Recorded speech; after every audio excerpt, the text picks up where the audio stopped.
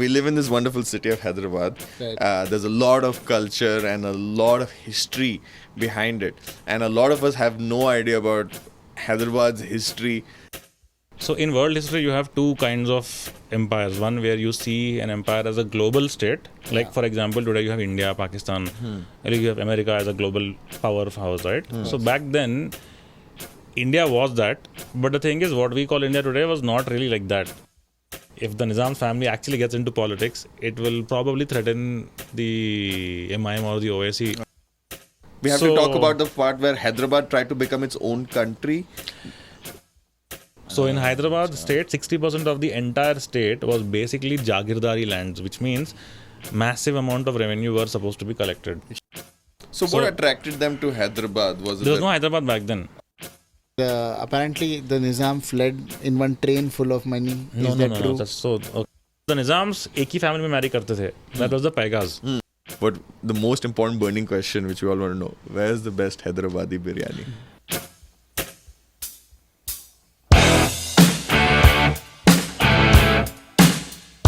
So we live in this wonderful city of Hyderabad. Right. There's a lot of culture and a lot of history behind it.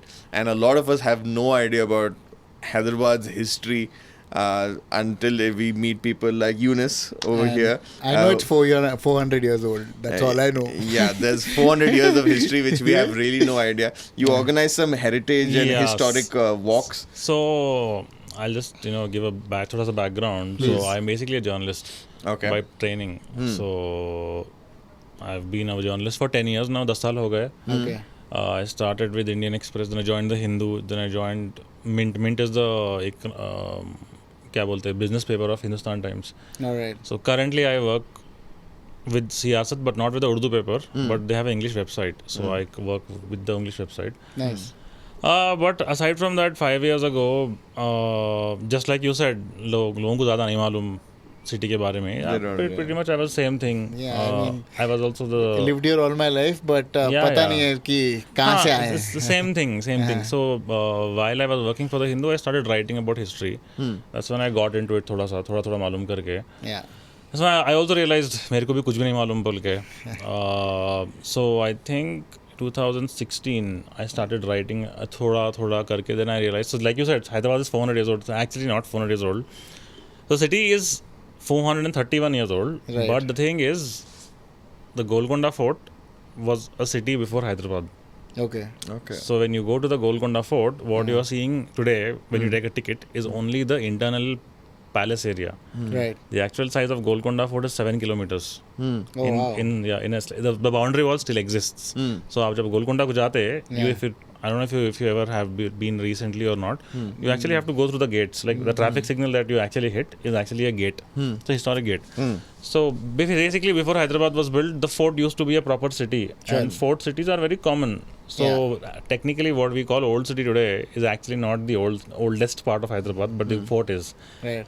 So, but compared to today, that also basically How Hyderabad. old is the fort? 500 plus years old. Okay. So Built 2018. by who exactly? So the founding king of the Golconda Empire was a man named Sultan Quli. Quli Qutub Quli, Sultan Quli Qutub Shah is the title. Yeah. So word Quli means slave, but not like you're my slave, more like gulam, right? So it's like Allah Quli, like slave of Allah, something like that. Like Allah ke gulam hai, something like that. So, but Sultan Quli would be like Quli, slave king. Now it makes no, like, of course you have people whose names are Ghulam Muhammad also, right? So Ghulam Muhammad is also name now. So it's just a name. Okay. It's a title. So, it's a title. So Sultan Quli was basically an Iranian, a man from Hamadan in Iran. Okay. So now you're wondering why he came here. That's because in the 14, 15, 16, 1700s, India was basically like the America for Persians. Okay. Land of opportunity. Yeah, exactly. That's all it was. Okay. Like I was saying, right, you have Golconda, which is actually the older part of the city. I mean, it's fine, but the reason why we don't really count Golconda today as a city is because kya hota,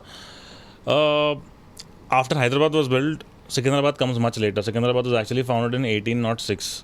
So 1806 is about 200 plus years old. More British. Yeah, it's actually it's called Lashkar cantonment. It was called Lashkar. Secunderabad is named after the third Nizam, Secunderabad. right? But the thing is, we don't actually have any. We have zero context because of media, mass media, books. A lot of us don't grow up reading books. Also, there's a problem with history books in schools. जहाँ पर government, I don't know if you, I think probably when we were in school in our history books there was barely anything about Hyderabad. जहाँ तक मेरे को याद है. I don't remember reading anything. The only thing I remember reading is the myth that Hyderabad was called Bhagyanagar. That's only now. It's we have to get to that. No, actually, it's a very old Bhagyanagar. myth. It's not new. But I'll get to that. But the thing is, so the irony is that a lot of people don't understand what we call the Nizams of Hyderabad. Yeah. The first Nizam's grandfather and father were actually part of the Mughal armies that destroyed Hyderabad.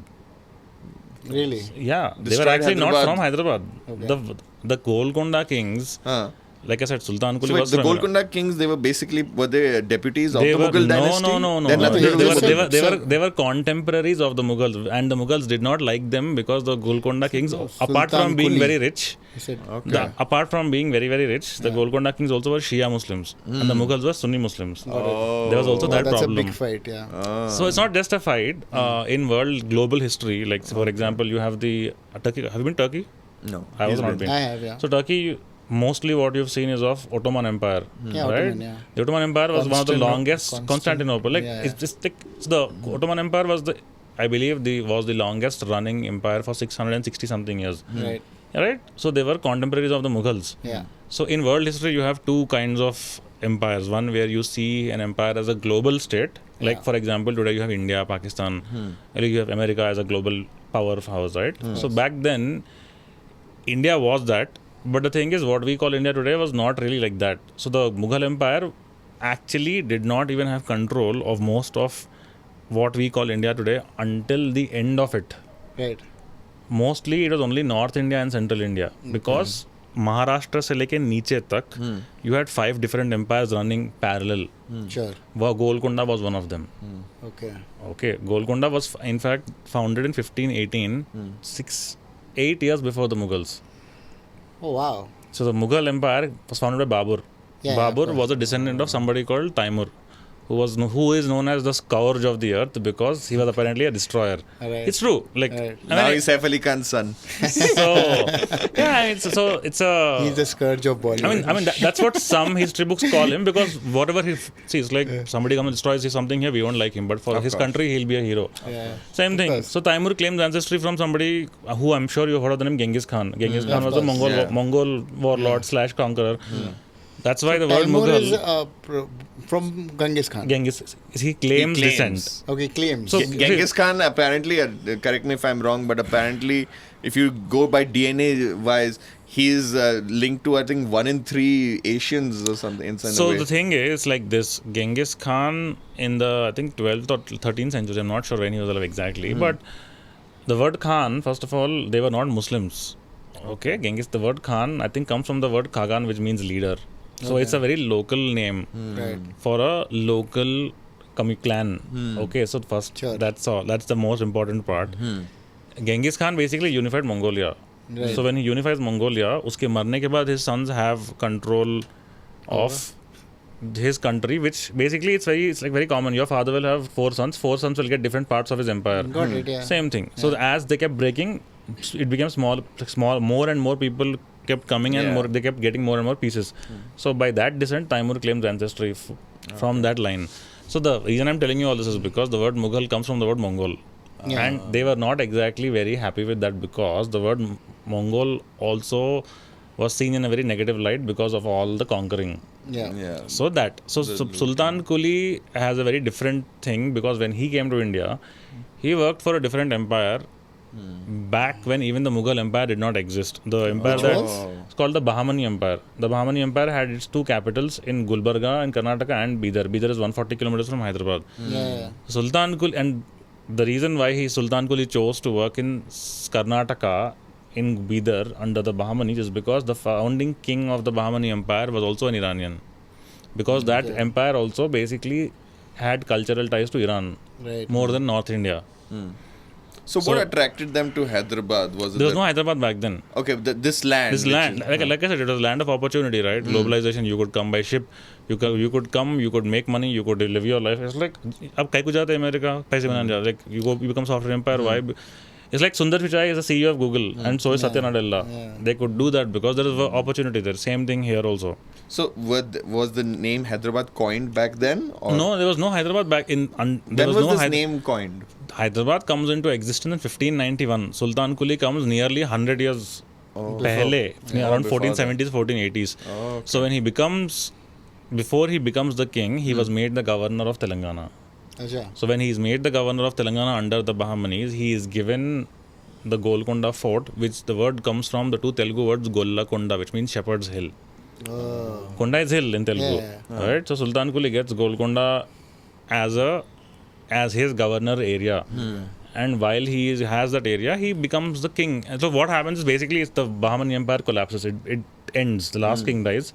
So all the governors declare themselves as independent kings. Sultan Quli is one of those governors. So the other four empires which break out of the Bahmanis is something are called the Bijapur. Bijapur is in Karnataka. Bijapur, Berar are what are parts of Vidarbha and Madhya Pradesh, and Ahmednagar is in Maharashtra. So parts of Gujarat and Maharashtra on the western side of India were part of the Ahmednagar Empire. So these four states basically become independent kingdoms when the Bahmani Empire collapses. That is how Sultan Quli becomes king. So when he becomes king, he starts construction of the fort. But the fort actually takes nearly 70 years to get completed. Wow. Because Sultan Quli's next two sons, he has many sons. Usme se two of his sons become king number 2 and 3. It takes 3 kings of the Golconda Empire to complete the fort. My God. So the third one is a man named Ibrahim. Ibrahim very interestingly marries a Telugu woman called Bhagirathi. His son is Muhammad Quli. Does it? No, it's a real. No, that is different. Okay. That comes later, but this is real. Like his wife was Bhagirathi. Ibrahim learned Telugu to the point where Telugu scholars called him Ibrahim Udu, Malika Birami, and things like that. So Telugu was a common language. This was always the Telugu land. Hyderabad, before Golconda. Urdu and anything. Urdu, by the way, I'll come to that. Urdu as a language comes only in the 1700s. Okay, Urdu is not a very old language. It's a very new language. Yeah. It's like it's a language it's that's like, gone also now. Like. No, that's not entirely. उसका बहुत लंबा history है. Urdu से पहले there was something else that existed, which we speak in Hyderabad. Farsi. No, Farsi is Persian. Yeah. What we speak in is a language called Dakhni. Dakhni is basically Dakhni was existing from the 1400s until the 1700s. What because does that sound like? Very. It's what we speak in Hyderabad. See, the thing is, तुम कैसा बात कर रहे हो? see the word kaiko, nakko, how are actually more Marathi. Maharashtrian, yeah. Right? Okay. So like this Hyderabad state, like I've seen some old maps, it had a big chunk of Maharashtra and Karnataka. So you're coming into something much later under the Nizams. Okay, that's under the Nizams. Because what? See, so we have to stay a little so I'll put you on course. I'll give you briefly. I'll sum it up. What happens is after the third king Ibrahim dies, before he dies, so that story about Bhagmati comes from Ibrahim Qutub Shah's time, where basically the story says that Ibrahim's son Muhammad Quli was in love with the woman called Bhagmati. Okay. It said that she lived in the areas what today we call Old City, near the Charminar. Okay, this is before Hyderabad is built. So the story is that, so today when you go to the Golconda Fort, I don't know from which road you go, but there is actually the easiest way to go from Golconda to the Old City is from a bridge called Purana Pull. Of course. So it's very quick. Obviously. So now traffic है बोल के time लगता, but if historically that was a pretty fast bridge.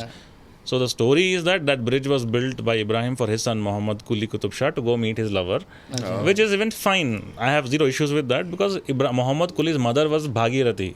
So he was basically half Telugu, half Iranian for all practical purposes. It's not even the problem.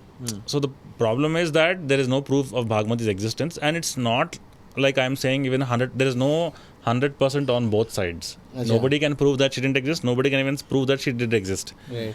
So problem क्या है बोले तो now the bridge was built in 1578, 2 years before Ibrahim died. 1578 में Muhammad Quli was 12 years old. This is on record. So it's highly unlikely he had a lover at that time. Or you never know back then. I mean, it's possible that he may have a woman. Half his life, right? Like 25, you would probably die then. See, let's be practical. Now, but the thing is, Muhammad Quli is probably Hyderabad's greatest poet because he's written some over 50,000 lines of poetry in his lifetime. It's a proper Shire. shire. He was somebody who loved his city. Okay. The Charminar was basically built in 1591 as Hyderabad's foundational monument. Who built Charminar? Muhammad Quli. Muhammad Quli. He basically decided to move out of the Golconda Fort when it was not enough. Okay. That is all. That's all. The That's reason. how Hyderabad started. That's exactly how Hyderabad was started. The founding architect was an Iranian man called Mir Momin, Okay. who designed the city.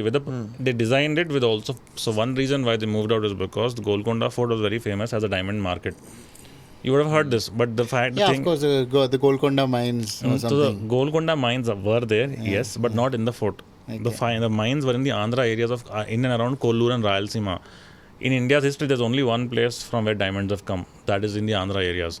So, wahan se diamonds would be mined, brought to the Golconda Fort and cut and sold inside the fort. That is why the fort developed a reputation. So the Golconda area, that circumference, did not So, discover the not Kollur the fort diamond. area, because when we say Golconda Kingdom, it includes Telangana, Andhra and Rayalaseema. Okay, now I have a question. Who did he rule over? This Telugu person? people. Telugu people. So basically, under the Golconda Empire, during Ibrahim's time, between 1550 and 1580, Ibrahim was one of the earliest people in the... And they didn't have any kind of kingdom and Telugu ruler at that point. So usse pehle the. So before the Golcondas, between the early 1300s up to the Golconda period, it was...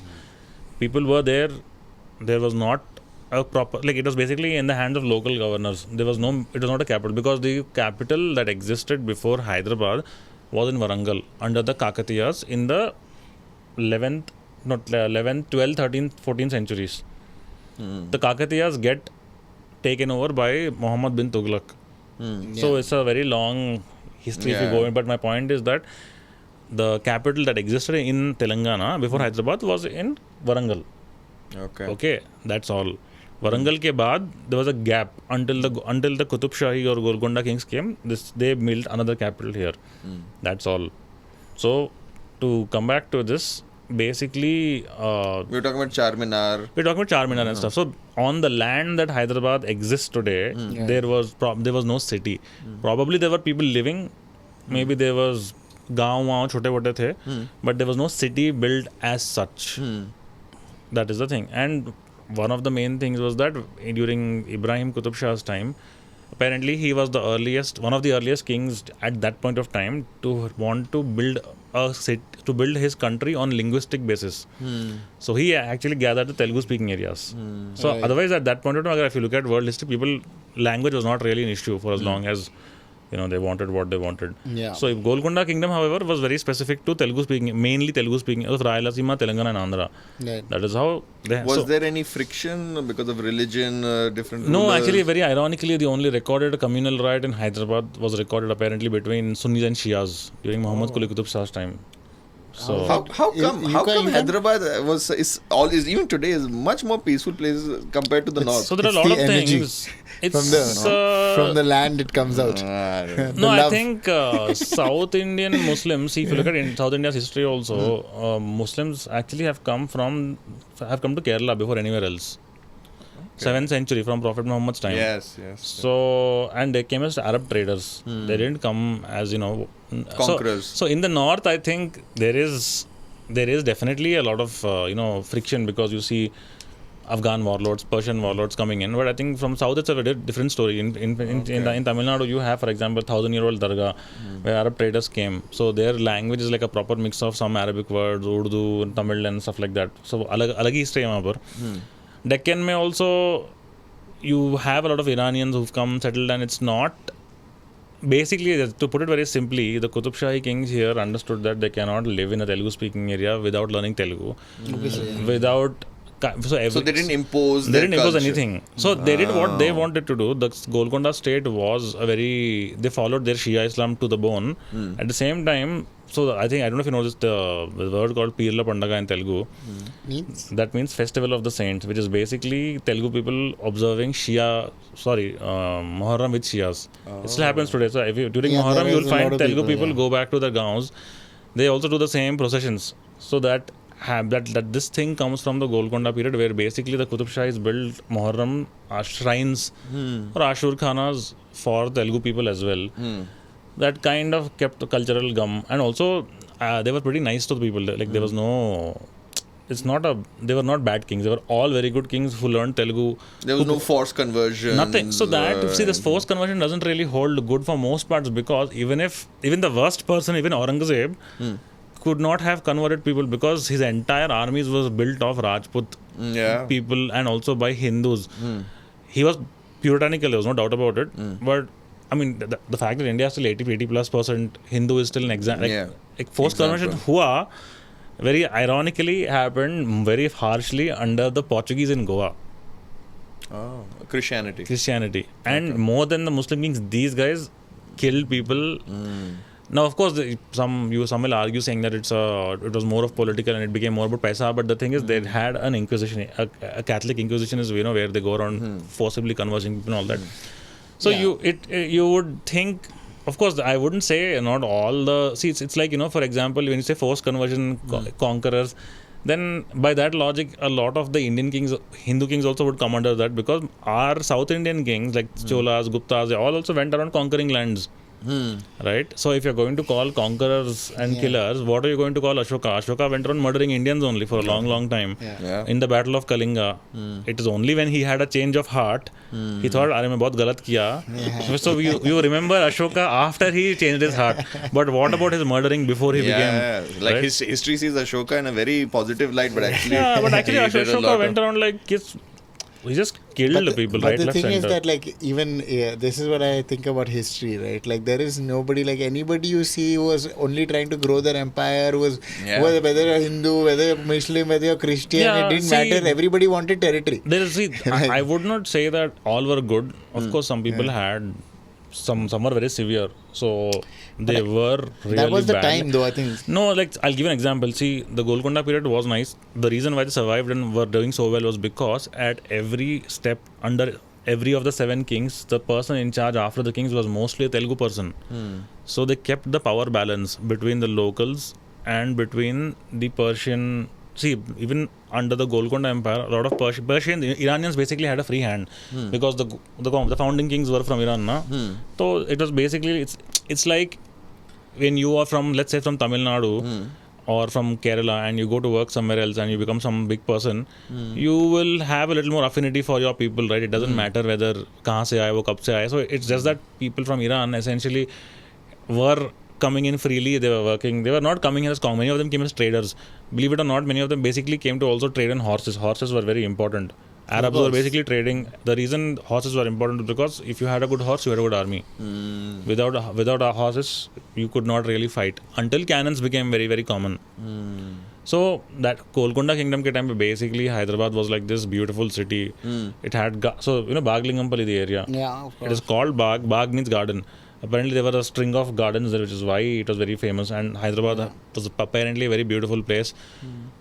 It was all destroyed by the Mughals. So the Mughals came in into Hyderabad when? Akbar, right? The Mughal king. So people don't understand that until Akbar's time in the 1590s, the Mughal empire was very unstable.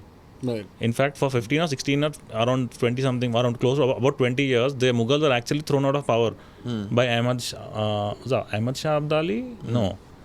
The Afghani, Ahmad Shah Abdali. Yes, there was an Afghan warlord who basically... I think it's not Abdali. His grave is in Bihar. I don't remember the name. I'm missing either the way, name. yes. But either way, my point is, for a while, the Mughals are out of power. Right. So it is only when they get stable, they start looking down at South India. Because like I said... So Akbar ke baad is when you finally... No. You have... Shah Jahan.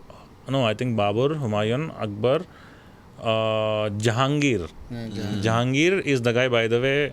So even among the Mughals, it's not uniform. For example, Akbar wanted to start his own religion called Deen Ilahi for a completely different discourse. Jahangir was almost, I believe, somebody who pretty much did not seem to believe in God, because he loved alcohol as a Muslim. So when the Maulanas were very upset with Jahangir for drinking alcohol, he minted a coin of him drinking wine, just to show them, just to piss them off. Yeah, something like that. Jahangir ke baad, when you have Shah Jahan, right, the man who built Taj Mahal. So Taj Mahal, when it was being built in 1611 or around 1611, Hyderabad was like a beautiful city, very famous for its fruits and things and being sold. do you know something called Damascus steel? Yes. So Damascus steel is famous for. And not breaking or something. Yeah, exactly. It lasts forever. Yeah, Tipu Sultan sold them a Damascus steel. Yeah. It's made in Syria. Okay. But to make Damascus steel, you needed something called woods. WOOTZ. It's an alloy Okay. that is available only in Golconda and Tamil Nadu. Oh, really? Yeah, that's why the Golconda kingdom was So very it is high the on strongest of all metals. trade. It lasts It forever. lasted Yeah, longer. it doesn't. It's It a doesn't little. rust also, I think. Yeah, it doesn't rust also. So it's a very fine craftsman also. So, but banane ke liye they needed woods from here. Okay. Yeah. So basically what happens is the states of Bijapur, Golconda are very rich, and the Mughals now start looking down. And also world history mein the Mughals were considered to be what we call a global state, global empires, and The bigger Mughals ones. did not get along with the Ottomans in Turkey. Yeah. Turks. They didn't not forget the Turks part. As empires it was basically like America and China. These guys were like nahi sunte. Yeah.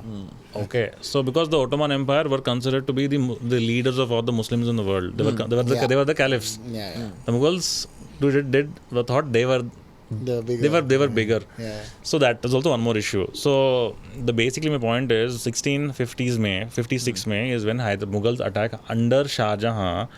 Shah Jahan had 4 sons. The younger, I think Aurangzeb was 3rd or 4th. He was appointed as the governor of South India under Shah Jahan, and he attacks Hyderabad for the first time. That is when Hyderabad get destroyed. 1650s. 56 exactly. And uske baad when Aurangzeb becomes the emperor, he wanted to capture South India. Now the thing is, Aurangzeb ke saath there are several issues.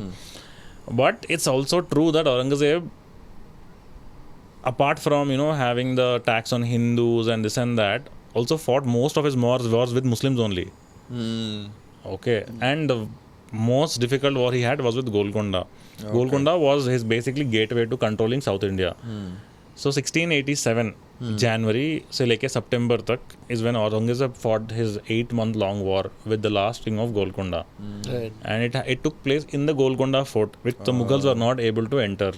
And they basically bribed the gatekeeper of one of the Golconda Fort's gates called Fateh. Fateh means victory. Yeah. So Fateh Darwaza ke gatekeeper ko paise deke khula diye. That is how the Mughals actually capture Hyderabad. And they destroy Hyderabad to the point where we actually don't know how Hyderabad used to look originally. Oh, wow. So what is left is the Charminar, Makkah Masjid, probably Akkana Madanna, Mahakali Temple, Qutub Shahi tombs, Golconda Fort, and whatever small buildings are left. So in that war is the first Nizam's grandfather and father who come with Aurangzeb's armies to destroy Hyderabad.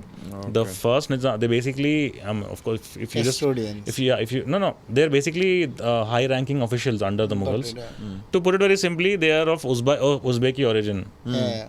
I think they Samarkand mein se aaye wo for the first recent ancestor. One thing I was seeing, like, how Bollywood shows Mughal dynasty is like Hrithik Roshan, but actually the Mughals had more Asian Mongolians, features. like I said, right? They were Babur- Mongolians looking yeah, more exactly. than. But the thing is, if You can't put Hrithik Roshan. You can't catch Jackie Chan in that. Yeah, I mean, yeah, it doesn't exactly. make He would have sense. more like Jackie Chan than Hrithik. Yeah, exactly. See, that's the thing, right? See, you look at Babur's features, but as you go down into the Mughals, they become more and more Indian because just like the Qutub Shahis, they marry locally. It's like your father, see, even in Kashmir today, if you actually look back at people before independence, there were a lot of people moving up and down from Uzbekistan, from Kashmir. Like it's all it's right there. Yeah, of course. Afghanistan, Kashmir ke upar se. You have what we call Central Asian countries of Kazakhstan, Kyrgyzstan, Uzbekistan, Tajikistan. Yeah. Wahan se people were coming in freely. Afghanistan se there were hundreds and thousands of soldiers who came to work in India, right? People of Afghan origin, people of Iranian origin are still here in Hyderabad even today. It's entirely possible. You or him, and both of you might even have some trace of Afghan or even I'm from Persian. Rajasthan. I have nothing to So do then, with this place. but that's the thing. Rajasthan was also attacked by the Huns. So you might even have European or even some other ancestry for all you know. Alexander.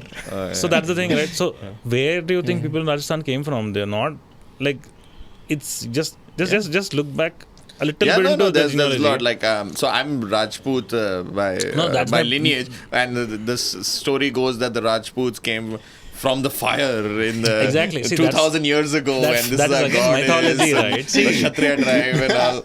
I love the I don't identify with any of it. But But that's the why thing, not? right? I mean, like, But that's the thing, right? That's basically obviously folklore. But if you actually look at the DNA testing that's been going on, that's what I was getting 2,500, 2,000 years ago, what is written is that I think what recently came out was that Persian farmers moved into North India, right? If you look at Rajasthan's history also, you have the Huns attacking, and you will see that there are people from different parts of the world who have settled in India, in different parts of India. So you could be Attila. You could be anything.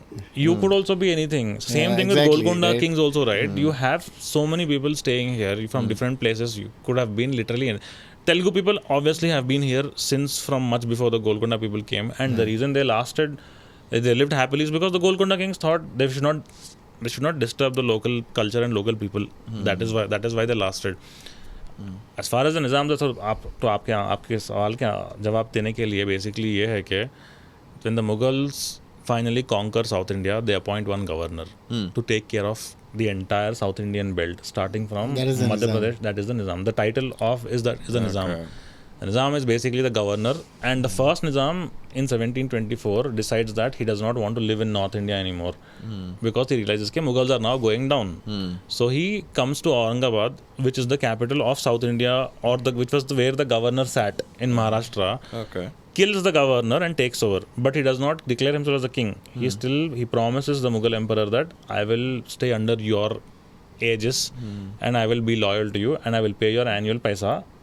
Basically, it's like मैं पैसे दे बाद जो करना है कर लेता हूँ.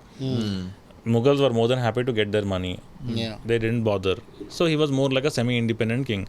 Second Nizam of Hyderabad moves back the capital from Aurangabad to Hyderabad. That is why Hyderabad, after being destroyed, gets rebuilt again. That is why the assembly, the High Court, Osmania Hospital, Osmania University, Nizam College, all of these things come under the Nizams later.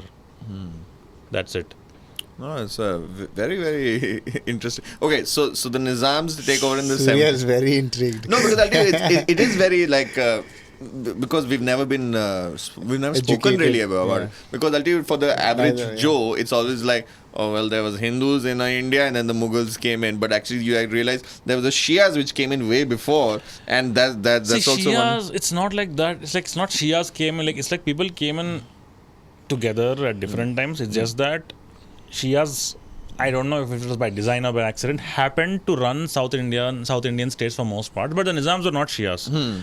However, the Nizams did not disrupt the Shia administration in the sense that most of the people the Nizams hired to run the state and most of the upper class nobility of Hyderabad were Shia Muslims. And they had no issues with the Nizam because the Nizams were not anti-Shia in any way. They were pretty much. In fact, the last Nizam's mother, Usman Ali Khan's mother was a Shia woman. So a very complicated history. Now the thing is, when the first Nizam comes from Delhi to Aurangabad, he comes with a lot of people, including a lot of upper class Hindu families, which moved down from north to south with him. Those are the communities that basically come down to Hyderabad eventually with the Nizams. A lot of the Kayasts from UP come. Right. In the mid 1800s. You have the state administration starts importing a lot of graduates from Aligarh Muslim University to Hyderabad to work here. So a lot of Shia Muslims from Aligarh Muslim University also came and settled here. So basically, so before there was the previous Quli dynasty, and then the Nizams took over. How many Nizams have we actually had now? So on record, on paper, we have 7. But the thing is, between the first and the second Nizam, there are 3 unofficial Nizams who were never counted because they died trying to become the second Nizam. 2 sons and 1 grandson. They died because they were never formally recognized as Nizams by the Mughals. The whole point. So it was not a paternal. It was. But the thing is, basically, it's like my marriage baad, one of my sons claims to be the second Nizam, but he does not have the official order from the Mughals. So until that comes, he is not. So there are one more son claims, and then a grandson. All of them basically fight. So until the second Nizam's name is Nizam Ali Khan, until he comes in 1762 and he takes over, and then he gets the order from the Mughals. That is why if there's a gap between the first and second Nizam of 14 years, where there were 3 unofficial Nizams. So second Nizam is the guy who moves the capital from Aurangabad to Hyderabad. Secunderabad is formed because the second Nizam of Hyderabad, Nizam Ali Khan, signs an agreement with the British called the Treaty of Subsidiary Alliance. Which year was this? 1798. So the Brits move in 17. Yeah, the British were basically involved in a territorial war with the French to take control in Hyderabad. There was a French army here, 15,000 strong. Oh, wow. The last commander was a man named Monsieur Raymond who commits suicide after the agreement is signed with the British. Out of, I think, depression. It was what the history books say. Wow. So Secunderabad is formed So we could have been French, yeah? We could have, that's why Tamil Nadu has French, You right? are from. You just stated very clearly you are not from here. Whatever to get the visa. Okay. Yes. No, so basically it's based on that agreement only, on which in 1806 the third Nizam Secunderabad tells the... So they have a British army in Hyderabad. Uske baad, the whole point of the agreement is that the British give an army to the Nizam, 6 battalions, Okay. for which they can use anytime they want. For Just for like No. protection. But at a cost of 24.17 lakhs per year back then. Oh, wow. So the Nizams... Mad. That is why the I don't think Nizam... that was a big issue that you just go to Andhra, get some diamonds and give it to So them. here is the kicker. Yeah. The Nizams asked the British to move out of Hyderabad. They moved out of Hyderabad. They built Secunderabad in 1806. And the Nizams don't have the money to pay the British. So they start borrowing from a bank. And the borrowing goes on for many, many years until the bank claims the money back. Wasn't like the Nizam the richest No, person that in the was world? the last that, one, like, not the one before him. Okay. So the Nizams don't have the money. They kept borrowing money from a bank. There were in fact 2 Parsi bankers who also loaned the state 41 lakhs, which the state does not pay back. And they kind of ghad jate.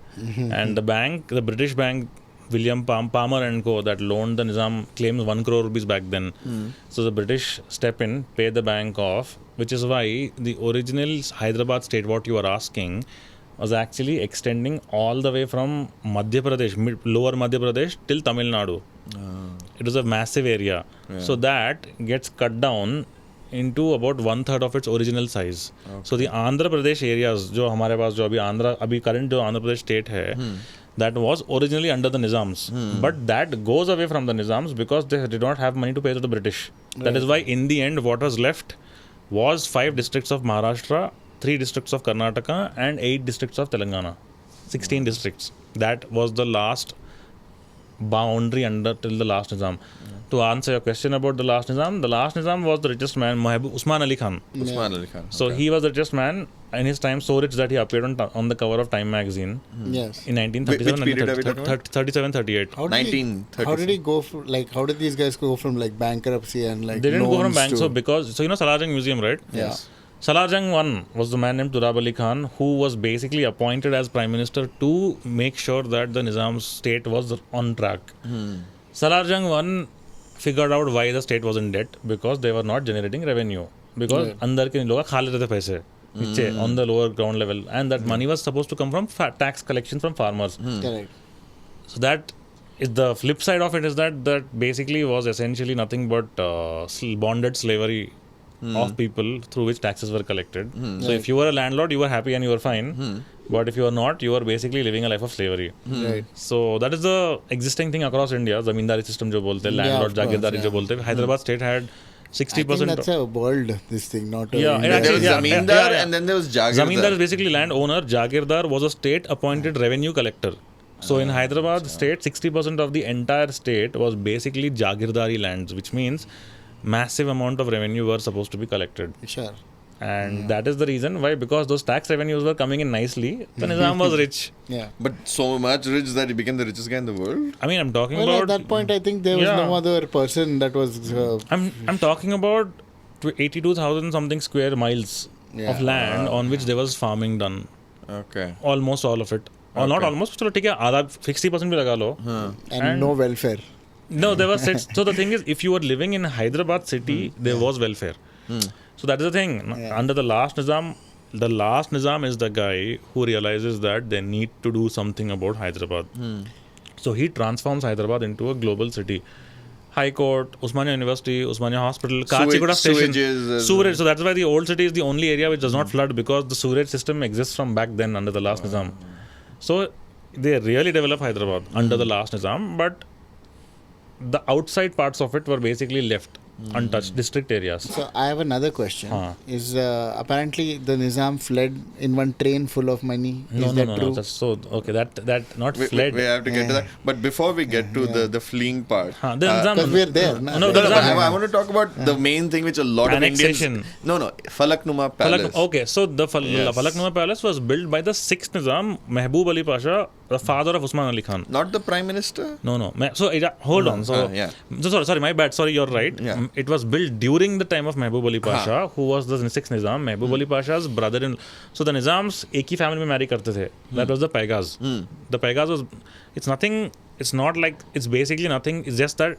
It's coincidence or whatever you want to call it that the Nizams got married into one family, so they stuck to it, and they essentially. It's like you. Now that you're the king, you will marry only in the highest of the highest people, right? Yeah. So that's all. That family was that for that. Like they were Paigas. before the British came, the Paigas were given the task of raising a private army for the Nizam. That was the status. So Paigas were basically nothing but first in terms of royalty after the Nizam. So immediately Nizam के बाद वो लोग ही थे. Okay. So the Paigas So exchange. by exchange would get married into the Nizams. So they would be prime ministers. अलग-अलग लोग अलग-अलग roles में थे. So 1895 में the prime minister was Vikarul Umra, Vikarabad. Okay. So Vikarul Umra was basically the guy who built Falaknuma Palace. It's a very European palace that was built, and it was beautiful, and it had flush toilets back then. So at that point of time, if you had anything that you in your possession, and if the Nizam liked it, you had to give it. The story is that Mehboob Ali Pasha 2 दिन के लिए आए, 2 दिन के 2 हफ्ते हो गए, तो उसको समझ में आ गया कि देना पड़ता. So there was apparently a sale deed executed also for the exchange or whatever. So just to summarize, it was made by the Prime Minister as his personal residence, and the Nizam just took it. comes like, and- nice place, bro. Yeah, and Vikarul Umra had a man named Abid Evans who used to Both work. were short though, because that we went there and that shower cubicle is really Sure. short. I mean that's they were the Nizams were after the first Nizam. I don't think they were all very tall people. So Mehboob Ali Pasha. So basically, one important thing there is that in that particular palace, one of the people who used to work there was a Jewish valet named Abid Evans. Abid had a shop in what we call Abid's today. It's not actually Abid, it's actually Abid's. Abid's was a Jewish man who ran a store called Abid Shop on the main road near what is Hollywood today. So it was a general store. That is why the area is called Abid's. Oh wow. So because A Jewish man. He was a Jewish man because What was his name again? Abid Evans. Abid Evans. So because the store went into because the palace went into Mehboob Ali Pasha's possession, Abid's also got transferred as a valet to work for Mehboob Ali Pasha. So unfortunately, that palace is also the place where Mehboob Ali Pasha dies. That is why Usman Ali Khan never lives there. It's considered to be a bad omen where someone dies. Acha. That's why. So the last Nizam, I think when independence was happening in the 47 around that time, I think we have to talk about the part where Hyderabad tried to become its own country. So it's not. That is an oversimplification. I mean, that is a very valid question. But the thing is, Did they want to become their own country or wanted to go with Pakistan or something? No. Wasn't it? There's also a little mixture of that. So here is the thing: when the British were here, they basically gave people 3 options. See, when there were 560 something princely states. So the garbage is done by the British, not by anybody else. They basically said you can. It's always Yeah, the yeah, British. They basically said you can join India, Pakistan, or you can Be your own. be independent. That is why it happens. If you had the choice only to join India, Pakistan, what will you no do? option, huh? Right. So it is not just Hyderabad. There was in Gujarat. See, also. Jammu, Kashmir, Junagadh, Bhopal, Mysore, Travancore, and Hyderabad.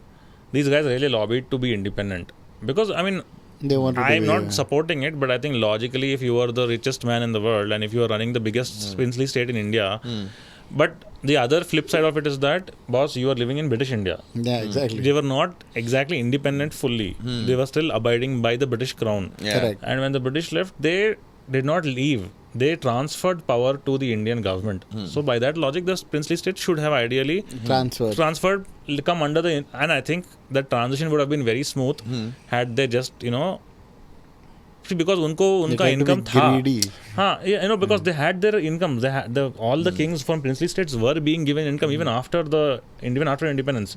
ऐसा नहीं कि पूरा ले लिया. वो इंदिरा गांधी के time पे privy purse हटा के she took away everything. But it's like, it's not as if, the government said, we'll just throw you out. But see, for example, Junagadh acceded to Pakistan and people revolted. They didn't want to go to Pakistan. So he ran away. Right? Hyderabad mein, it is impossible to accede to Pakistan. They knew it. Right? You have zero connection. Muhammad Ali Jinnah apparently came to meet Usman Ali Khan once, and the meeting did not go very well. Because apparently Jinnah was to put it very simply, Jinnah was a educated Bombay lawyer who did not really care about kings and queens. He was like Nehru. They were very similar. They were both lawyers. So Jinnah apparently comes with his sits. ऐसे ही बैठा करते निज़ाम के सामने, टांग पे टांग रख के सिगरेटा मार लिया उनके सामने. So apparently the Nizam was furious, saying, "Is this how you sit?" सामने ऐसा बैठते क्या मेरे सामने बोल के पुकार के हकाल दिया करते उसको. What is written in some articles is that apparently people in that, when the meeting happened, so the last Nizam lived and ruled from the King Koti Palace. Apparently nobody had ever heard the Nizam shout that much in his entire life. इतना गुस्से में आया करते. And that is all to do with Pakistan. So there was some money transferred to a bank in the UK to be sent to Pakistan, but not by the Nizam. That was done by a man called Moin Nawaz Jung, who was the finance minister, who was basically, it's very complicated now. The thing is, 47 ke baad you had too much going on. Yeah, there was a lot of... First, and Hyderabad did not exceed for like a couple of years. For a year. See, Hyderabad joined in 1948, September 17th, because when the Indian But not government... willingly. See, there's a CIA cable which was declassified some years ago, which basically said the Nizam had an underhand deal with the Indian government to accede. It says that the Nizam had struck a deal with the Indian government. Willingly.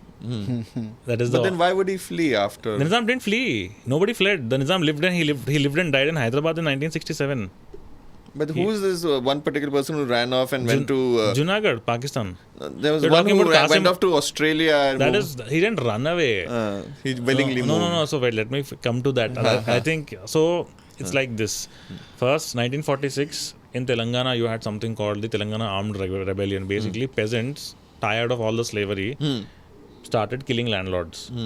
And that was possibly the most successful communist revolution in Indian history, where it was so strong that all the landlords left their houses and started coming to Hyderabad. Right. And the peasants communists took over the entire district areas. Khammam, Nalgonda, by the way, the biggest win in Indian history is actually from Telangana and Nalgonda, from the Lok Sabha seat. That is why the man who won it, Ravi Narayan Reddy, inaugurated the first Lok Sabha in 1952. Because he won a higher margin than even Jawaharlal Nehru, who was from CPI. Oh, what? So the old word for Nalgonda is Red Fort. So that was happening in 46. So here is the flip side. 47, Indian government tells them to join. All the garbage happens. Yeah. While one thing is true, that the Hyderabad state did not want to join, and the Indian army was sent. Started from September 13, 1948. एक साल बहुत गड़बड़ की है. They tried negotiations. Basically, Usman Ali Khan wanted some kind of leniency, independent state. बहुत कि मेरे को ऐसा होना वैसा. Basically, had the Indian government listened to him, it would have become like Kashmir. Yeah. Mostly. Yeah. That's my understanding of it. Basically, he was wanting some similar kind of guarantees like what they gave to Kashmir back then. Okay. Article ये वो जो भी है. हाँ, जो भी है. Basically, वो सब था. बहुत सारा negotiation करे नहीं हुआ. And the last Prime Minister of Hyderabad was a man named Laik Ali, who was a Jinnah's man. He was in Pakistan, and he was called back here to work for the last Nizam. He was an industrialist who built one of the earliest cement constructions in Hyderabad. By the name of any? I don't know the building is it basically he was an industrialist pro MIM. So this is not the MIM that is existing today. This is a different MIM run by a different, but completely different set. So he is the one, I would say, in a way responsible for creating the mess, because he kind of, there are a lot of accounts. One account says that Usman Ali Khan was misled into what to be done, because I don't think he was a bad person. He was definitely थोड़ा सा misled. उसको ये वो बोल दिया, अब काना भर दिए बोलते ना. Now at the end of the day, British left. When the British left, what did I tell you in the starting, that the British were here to keep an army. So when the British left, they took their army and left. Yeah. So they had So no the protection. Hyderabad state army basically was only 15,000 strong, semi-trained people. You cannot expect that to fight with the Indian army which fought World War 1 and 2. Yeah, exactly. नहीं चलता हो, नहीं हो सकता हो. Yeah. So when the Indian army, so basically Sardar Patel was not in a good mood after Kashmir. After a whole Kashmir में जो गड़बड़ हो गया, उनका दिमाग खराब हो गया था पहले से, इन्हें कई को सता रहा की बोल के. It's pretty simple. Of And course, Nehru did not want to send the army because he was like, बात करके थोड़ा रिजॉल्व करना. सरदार पटेल बेसिकली एक पॉइंट के बाद ही वाज लाइक नक्को मेरे को नहीं होता है. 13 September they sent the army. Operation Polo. It's called Polo because there were many polo grounds here. Okay. There was no war. The last military commander of Hyderabad was a man named Syed Ahmad Al-Idrus, who basically realizes that इन्हें अगर लड़ा तो लोग मर जाते. But I'm sure there was some casualties. They were very 2 or 3 people would have died at best because he gives up. Okay. He surrenders, he gives up, and it's done. He understands that मैं लड़ा बोल तो चुपके लोग मरते बोल के. He knew that, and it is very smart. I wouldn't blame him at all. Of course. Usman Ali Khan, for 18 months after Hyderabad is taken over, there is a military governor, and one of the reasons is that because of the communist revolution, the communists were still continuing their rebellion in the districts until 1951, 21st October, when they formally call off the communist revolution. The Indian army coming to Hyderabad and Telangana is not just because of this whole thing, it's also because of the communist. The peasant is called the Telangana armed struggle. And believe it or not, 4 communist leaders from Telangana were sent to meet Joseph Stalin to try and start a separate communist country here. And he rejects it because there was obviously no water. So there was almost communism in South India. Communists were the second strongest party after the Congress and after independence across the board. Like the first, Kerala had a Congress. In Tamil Nadu, you had the CPI, which was the second largest party. बहुत सारी जगह पे थे CPI. See, that time basically CPI took the world by a storm, right? It was like a new thing. Of course, the whole world was going through communism. It's So only natural. So anyway, so जो हो गया. Basically 1951 में, 51 में the CPI calls off the revolution. But after 48, for 18 months, there was a military governor. And after the military governor का time हो गया, Usman Ali Khan, that's why I said he fleeing जो बोल रहे हैं, he is made the Raj Pramukh or the governor of the state for another 4-5 years or 3-4 years until he gives it up by himself. Okay. So Usman Ali Khan was pretty chilling. Chill मार ले रहा था उनसे घर पे. He had all his wealth. Who you are talking about is his grandson, Mukarram Jah, who was made the official heir to Usman Ali Khan in 1967 when Usman Ali Khan died. He did not really exactly see Usman Ali Khan's 2 sons were married to the last 2 Turkish princesses of the Ottoman Empire. Durushevar and Nilofer. Okay. Mukarram Jah, Mufakam Jah were 2 sons of Durushevar. Okay. She was the daughter of the last Turkish Ottoman Sultan. So that is the reason why Mukarram Jah basically grew up abroad, I believe. Bahar padh ke aaye, I think he was not interested in this Hyderabadi politics and all that. Most likely had the Nizam or Mukarram Jah stayed and started a party or joined the Congress, probably MI would have never grown. Agar today also I have a feeling, is my understanding, if the Nizam family actually gets into politics, it will probably threaten the MIM or the OSC. I mean, if you look at other states, all the royal families have gone into politics and they're still running the show. Okay. Jyotiraditya Scindia from Madhya Pradesh. His auntie is ex-chief minister of Rajasthan. So you have several of royal families which have got into politics. Basically, they never lost power. So these guys just gave it up and then just Wait, so we've understood pretty much of who's been ruling Hyderabad and the state of Hyderabad till then. When the Indian government took over, I think Hyderabad was clubbed with the state of Madras and... No.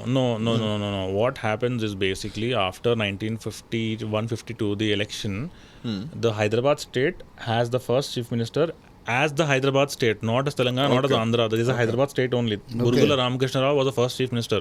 He was the first and last chief minister of Hyderabad state. Okay. So 55 May, basically there is something called State Reorganization Committee where they decide to Hyderabad doesn't need a state.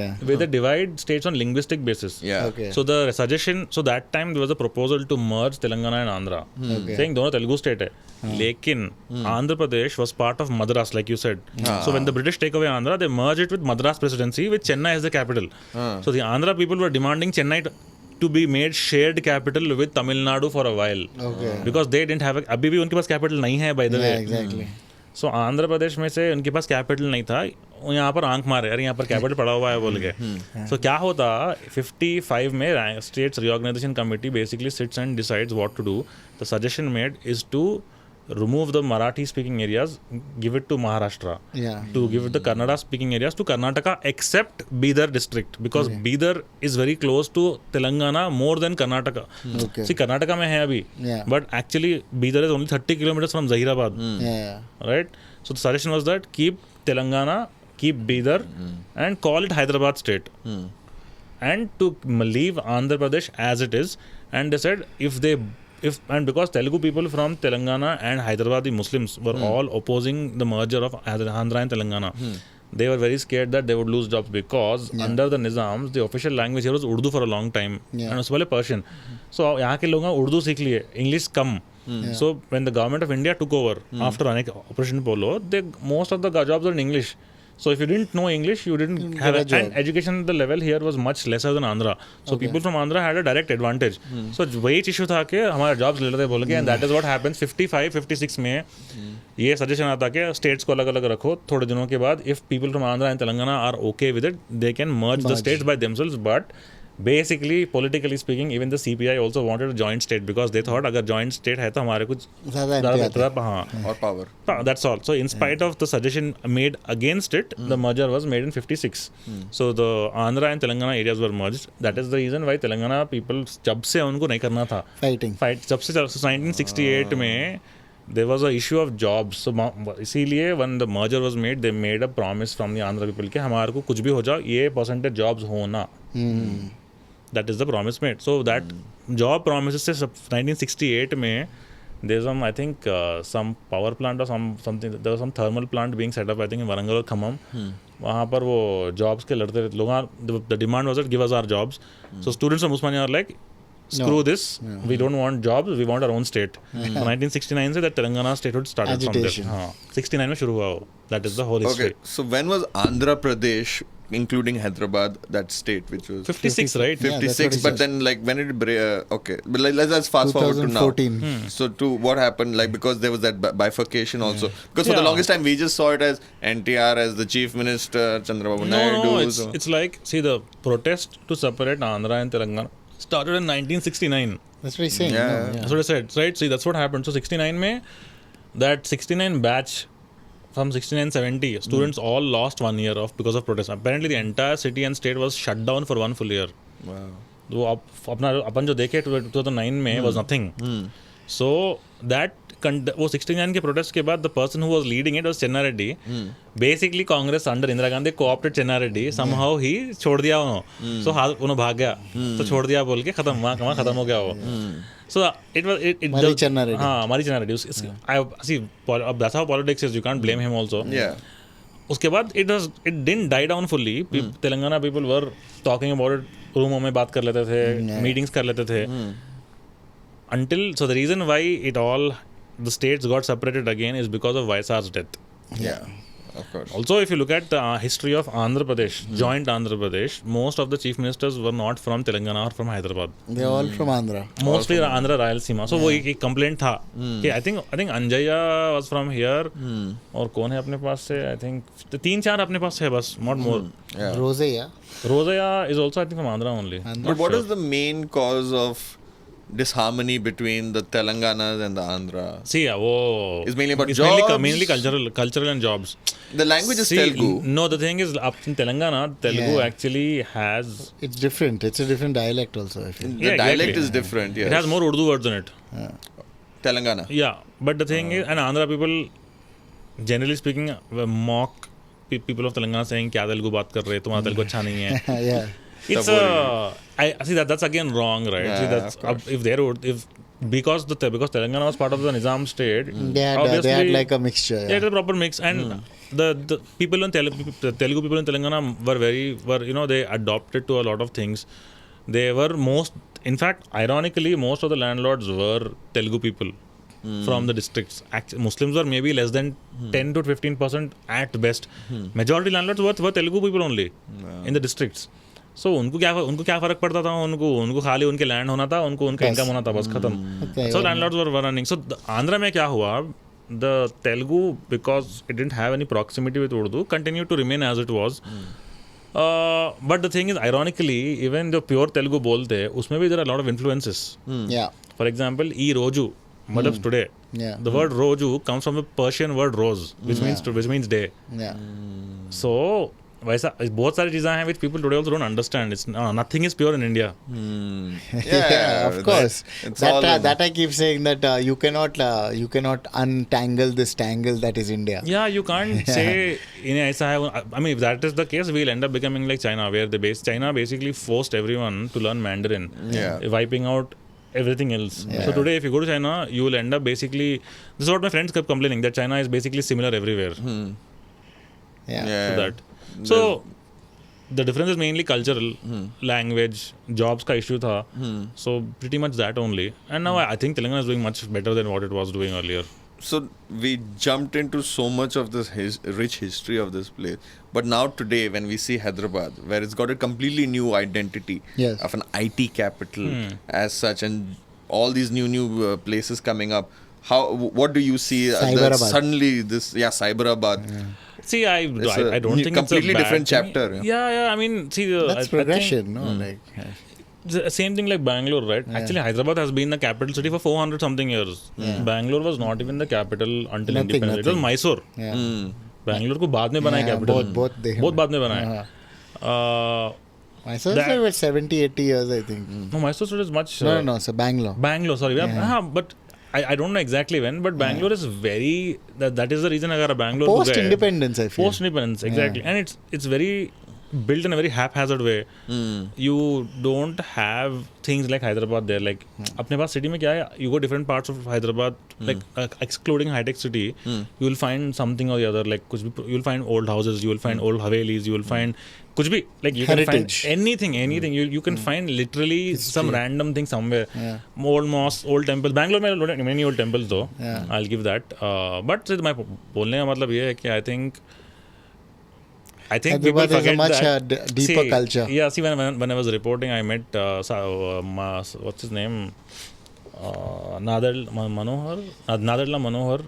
Who is that? Nadella Manohar, who was the who was the ex-speaker of the Andhra Pradesh Assembly from the Congress. He was telling me that during his childhood, उनके time पे, he lives in Jubilee Hills. I think he has a house in Jubilee Hills, and apparently the government was asking people to come and live in Jubilee Hills because nobody was living there. So Jubilee Hills, Banjara Hills, basically till the 1960s was like खंडर, only rocks. You had like maybe a dozen. डकैती को भी छोड़ के you had maybe 12 या 13 या 20 घरा थे शायद पूरे बंजारा हिल्स में. That is the reason why the journalists वो 12-20 लोग आप अरबपति हो गए. हाँ, so exactly. So 1980s में I think see 1980s में NTR के टाइम पे I think NTR के टाइम पे they gave lands to journalists. City, I'm talking about in context. They said जब city के बाहर दिए, वो city का बाहर था बंजारा हिल्स, इसीलिए it's called journalist colony. So जो journalist ना lands नहीं बेचे, today are very rich. And I'll do but to summarize it on a great note, but the most important burning question which we all want to know: where is the best Hyderabadi biryani? हाँ, actually I think best biryani you will get, I think घरों में मिलता शायद. शादियों में नहीं तो घरों में. Yeah, but I think Bahar, if you look at see, I think today biryani, this is what Irani hotel owners have also told me कि biryani that is made apparently maybe अपने fathers के time पे when they used to get biryani, I don't know, I've never seen, I fear too young now, but Jab ke time pe apparently you would get biryani this much only, like in one hand, like that's all. And it would have saffron. Yeah, you know how expensive saffron is, right? Yes. So they used to have saffron. That's the most important thing. Yeah, saffron was a big part of it. And it was not like what aajkal there is this concept of double masala, right? So Hyderabadi biryani, I think in shadis they don't have masala, right? It's very like masala hai, but it's very mild. The flavor comes from the rice mainly. No, not from the rice, from the meat. From the meat. The meat is also there, but like I don't know. So the best biryanis have the rice is just. So the meat is cooked niche, and then the rice is put on top, and then once the fumes go through the rice and it cooks it, aromatic. so the meat, the aroma comes from that. Basically it is a meat marination, like he said. So I think hotel mein kya hai? I think the instant thing where you mirchiyan dal ke masala dal ke. So I think they put some tel and all. The ghee is more important than tel here. So I think very few bahar khaye to I would not see bahar restaurants. Okay, you have to pick one now. You have to pick one now. I won't blame anybody. I think see if you're asking about typical hotels, just pick one. Shah House. Don't explain this. No, actually my go-to biryani regularly, if I really just want to go eat biryani somewhere, is the oldest Irani hotel in Hyderabad, Grand Hotel in Abid, 1935. चलो जाके खाएंगे अब बहुत भूख लगा. But of course I think people will fight about this, so I wouldn't say it is like, don't take it down, don't take 100%. But that, but I can think contact us for sponsorship. But what about you both? I would say I think the best is Shah House for what I've experienced. Shah House, no. घर की बिरयानी की बात घर तो है. But if you have to go out and eat, I would say I don't know. Not very sure. Not very. You don't like anything. Just open your mouth. We'll put our sponsor's name. But over you there. know what? This silver salt. Ready sponsor. There is your space. But silver salt at Banjara Hills actually makes very good, very different biryani. कभी अगर आपको try करना है तो the Ran biryani is actually it's very good, especially the Ran biryani. Okay, now it's dinner time. और बहुत भूख लग रही है. I think you should go. But thanks a lot, Yunus. Thank you so much. No problem. Thank you so much.